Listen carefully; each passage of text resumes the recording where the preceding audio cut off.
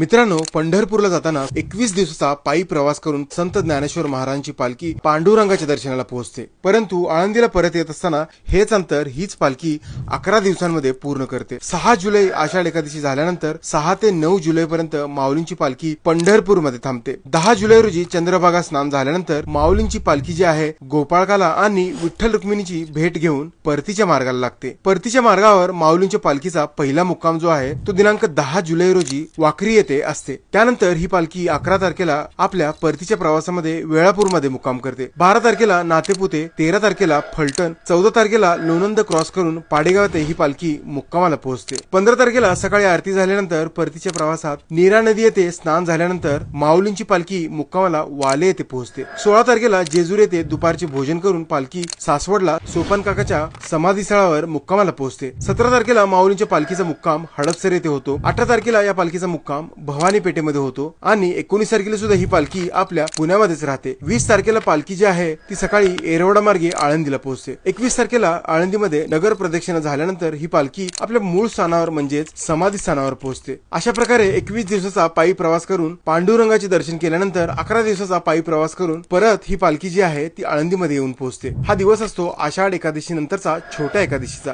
याला कामिका एकादशी असेही म्हटले जाते। आषाढ एकादशी नंतर 15 दिवसानंतर ही एकादशी येत असते।